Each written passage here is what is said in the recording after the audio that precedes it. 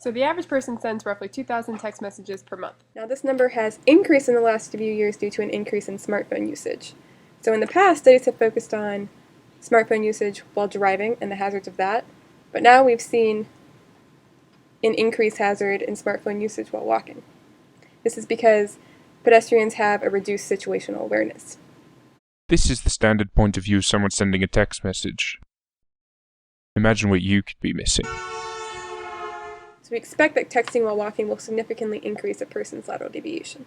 So with this study, we hope that our results will show a trend that will illustrate how the brain gets distracted from simple tasks during smartphone use. So in order to actually test this hypothesis, we are going to use 11 participants and line them one by one up at a start line. Ask them to wait 2 seconds, walk in a straight line, and wait 2 seconds once they've passed the finish line that's 10 feet away. That's going to be our control experiment. And then we're going to ask each of them to go back to the beginning. We're going to hand them each a smartphone and ask them to text a specific prompt while they're doing the exact same experiment over again.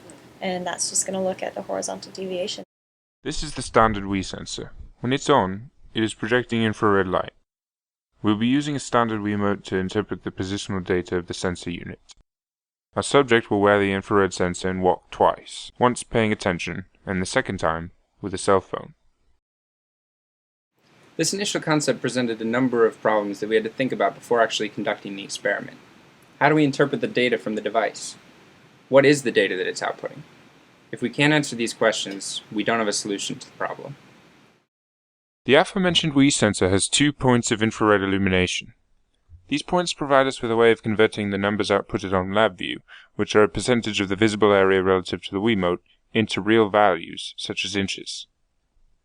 The distance between these infrared sensors is 8.69 inches. Dividing that by the number outputted on LabVIEW for each point gives us the necessary conversion ratios. In order to find the deviation from the starting point, we start by taking the average of the 2 position points. This gives us the point at which we can find the sensor of the Wii sensor at any point in time. Then we take the absolute value of the difference between the controlled starting point and this central position point. This will result in a value that is equal to the deviation from the starting point at any point in time. If we then apply the conversion ratio at each time to its corresponding deviation point, we can find the distance in inches each subject has deviated from his original starting point. This can all be done quite simply using Microsoft Excel. So now we've got our experimental setup and we know how to interpret the data in the computer, so all we have left is to gather the subjects and run the experiment. I like to move it, move it. I like to move it, move it. I like to move it, move it. You like to move it. I like to move it, move it. I like to... Here you can see the positions of all the subjects as a function of time. When you overlay the data, you can see that the lateral deviation is much greater during the texting trials. When comparing the averages of the maximum deviation for the 2 sets, you can see that the variance is nearly twice as large for the group that was on their phones. Even accounting for standard error, this data is statistically significant. The results from the experiment meet our expectations. We used a one-tailed t-test to find that there was a significant difference in the lateral deviation between the groups. We all know that texting while driving is bad. Plenty of other scientists have demonstrated the distractions cell phones have created during daily activities. And now we've shown experimentally that texting while walking is just as bad. We were limited in this experiment by the range of the Wiimote. It can only sense infrared light for about 15 feet, so we had to set the starting line within that range.